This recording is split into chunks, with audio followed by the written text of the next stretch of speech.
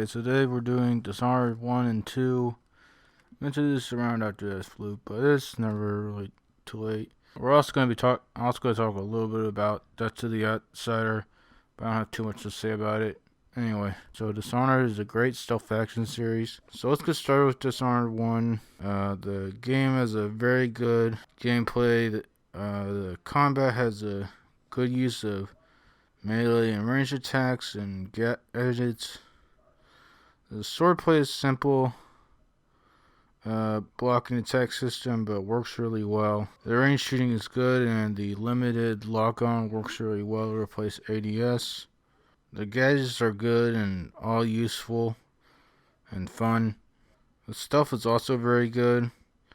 It works well with the level design for a good flow, and the blink power is really fun.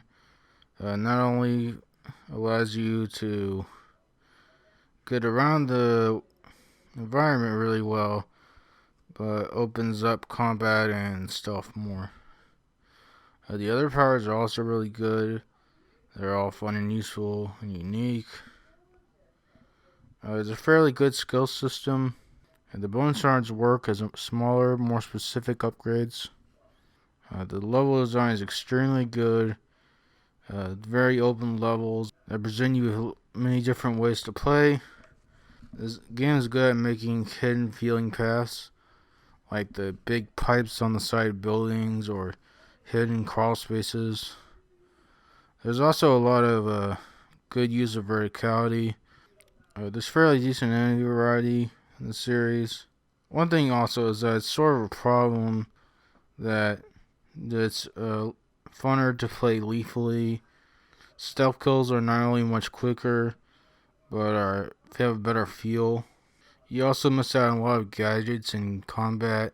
I don't mind it in a game when non-lethal is harder, because it's a good commentary on how, often in life it's harder to do the right thing.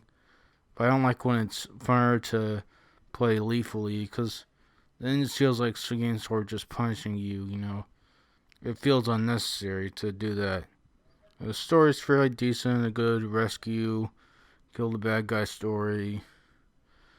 There's a lot of lore that builds fun, fleshed out world, interesting world.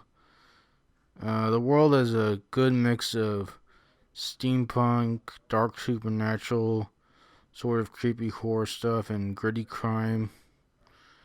It's good to see a bigger budget steampunk video game. The world in general. The aesthetics are good.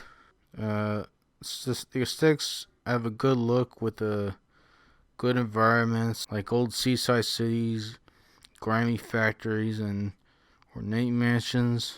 There's some good creepy designs for the supernatural stuff. There's also really good animations. Sort of slow-mo kills look really good. Another thing you miss out on if you don't play lethally. There's also fairly good music. Overall good aesthetics. Overall in the game in general, it's really good. Giving it a 9.18. Now on to Dishonored 2. I won't have as much to say about this one because it's more of the same sequel. It's still a really good game, but it just doesn't expand on the first one that much. The combat, stealth, and level design and aesthetics are still there and as good as ever. There's new powers if you play as Emily. The domino one's fairly good. There's some new gadgets.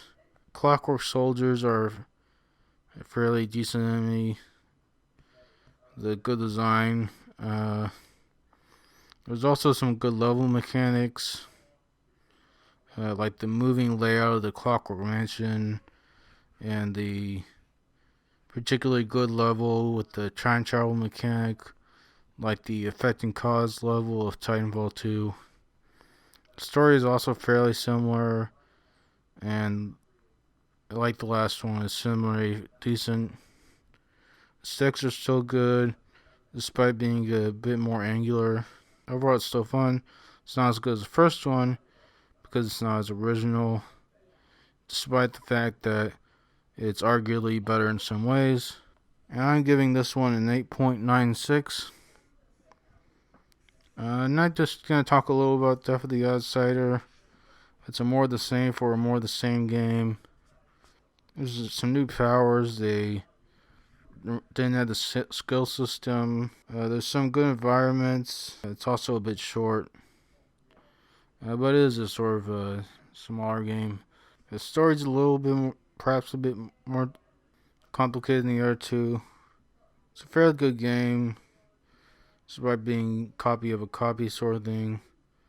Overall, it's a good expansion. I'm giving it an 8.77. Anyway, so that's about it for that. Thank you to anyone who likes, comments, or subscribes. And that's it.